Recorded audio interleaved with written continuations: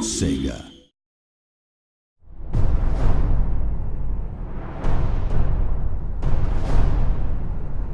Hello everybody, Darren here from the community team, and today we're going to be doing a battle let's play with the Call of the Beastmen DLC for Total War Warhammer.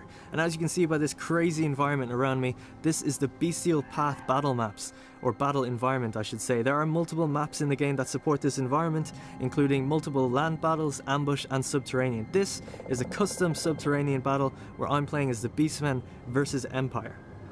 So if you have a look at the absolutely fantastic detail, we've got these kind of pulsating, bulging organic material coming out of these absolutely giant trees. And just to give you a sense of the scale, those trees down on the ground, those are the normal trees that you'd see in the game. These giant ones around us is what creates the Beastway.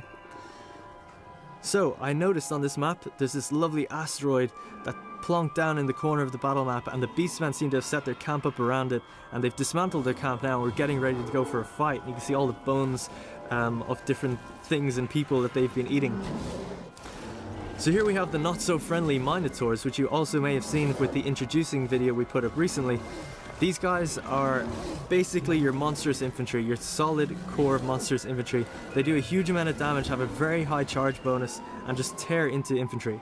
Now I don't want to spend too much time going through all the units, but we will have a look at some of the brand new ones, and I'll hopefully get to zoom in during the battle at some point to show you kind of how they look when they're in combat. So I'm using Malagar the Dark Omen, the second legendary lord for the Beastmen. Personally I just think he looks pretty cool, so that's why I chose him. He's got wings coming out of his back. Right, we'll have a little zoom in on him and take a look at him. Now Malagor actually uses the Lore of the Wild, and I haven't given him all the spells. He's not fully ranked up yet. And the Brave Shaman actually uses the Lore of the Beast. So hopefully throughout this battle we'll get to see a little bit of spells coming from both of these guys. Again, Lore of the Beast, I haven't fully upgraded him, but I've given him a couple spells which are pretty hard hitting, so hopefully we'll get to see them.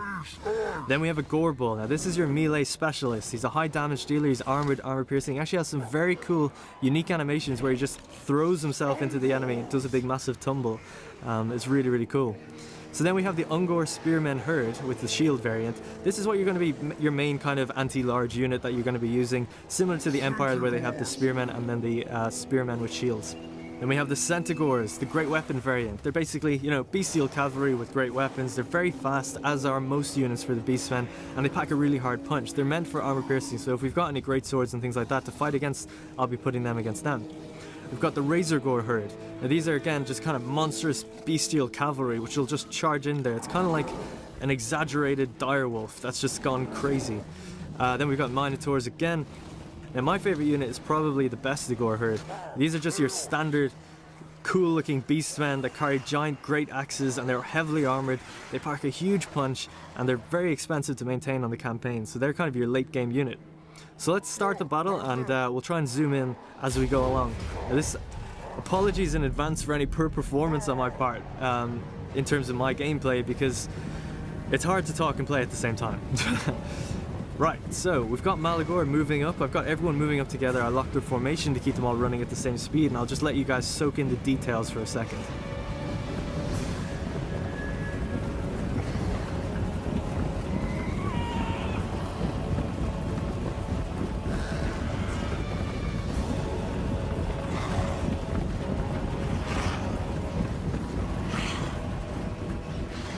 Alright, it looks like the Hellstorm rocket battery has started firing on my troops, and that's actually going to do quite a lot of damage. The Beastmen have no real heavily armoured troops except maybe the Bestigor Herd. As you can see, most of them are just skin and cloth. You know, they're a hyper-aggressive, fast race, so they sacrifice armour for that speed.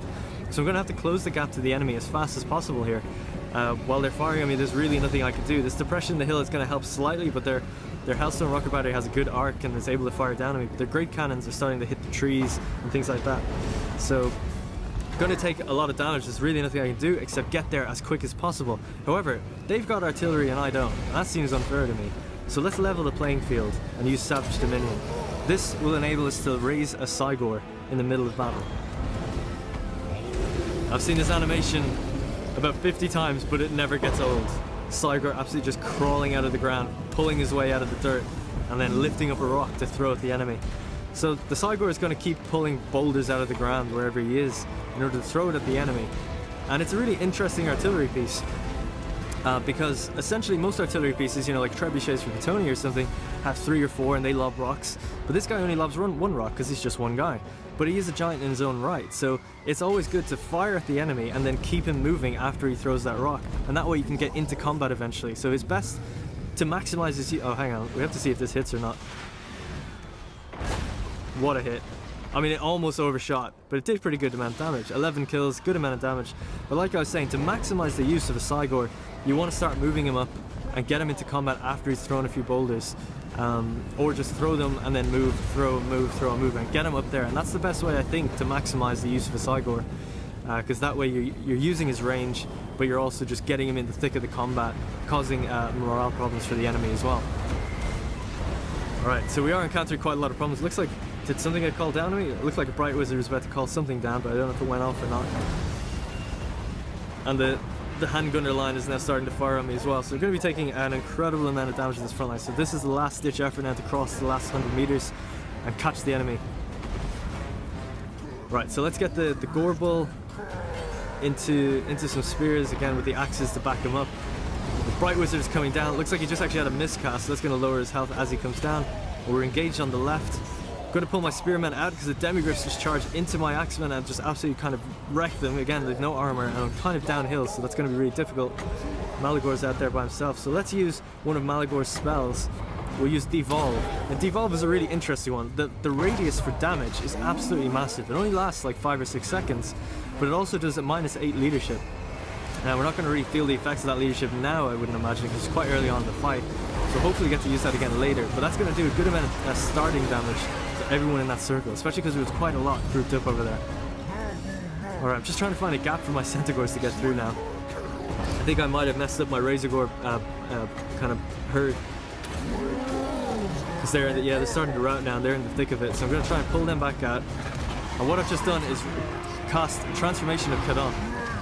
So this is the Bray Shaman's Lore of Beast version of raising a monstrous unit onto the battlefield. Now I don't know about you, but if I was on the Empire side, I think I'd be calling GG and running for the hills.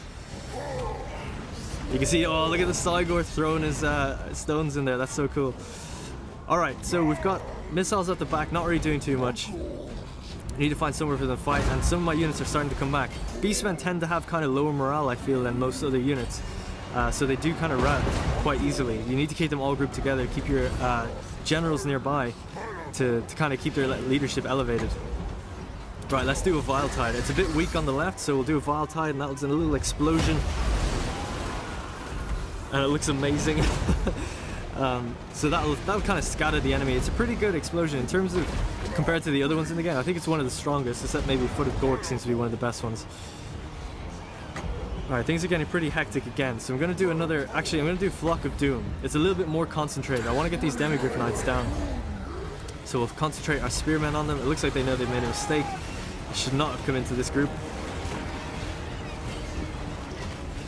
So we'll try and chase them down. It looks like I've got a lot of the army on the back foot, and the balance of power is starting to turn into my favour as well. It's starting to go up.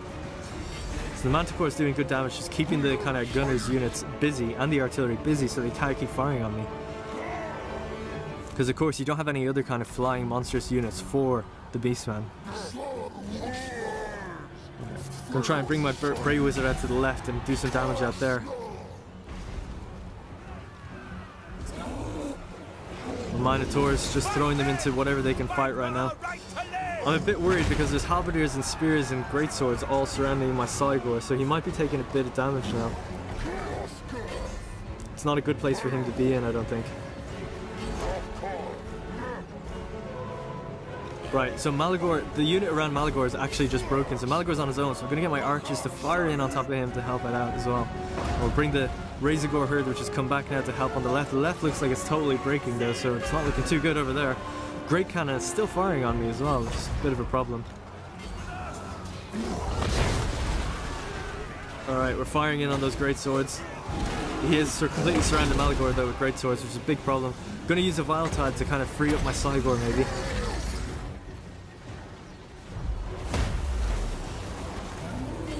He's actually not taking too much damage considering what he's surrounded by. We've got some units coming back. The Gorbel is back, so we'll send him in as well. Looks like I've freed up Malagor as well, so we'll do another Devolve. Now hopefully this leadership will break them completely and then they'll run away. Seems to have done the trick, and it's going to cause damage to them as well, so they ain't coming back.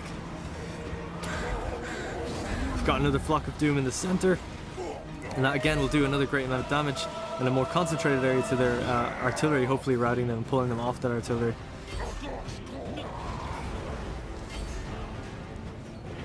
Alright, things are starting to look a bit better. The balance of power is climbing in my favour. Got some idle units, not really microing them too well, so we'll move them over to the centre. Alright, we still have some guys at the back. It's good with the Beastmen, like, they do seem to return once they get behind the solid kind of battle line. They'll return very quickly, so because morale is a bit low, you do need to kind of overpower with numbers, and then always remember to turn your camera around, get the guys that are not doing anything, pull them back in as quick as possible, because they're very quick. They can get back into the combat very quickly. Just fire on these Demigryph Knights. I think this might be it. Yeah, that seems to be it. And there we have it, victory. It's as easy as that. Now obviously, like I said, talking while playing is difficult, so don't judge me. Alright, let's just chase down a few of these guys, have a little zoom in. Let's see if we can get the Cygor to fire one last rock at these fleeing Empire handgunners. These scum.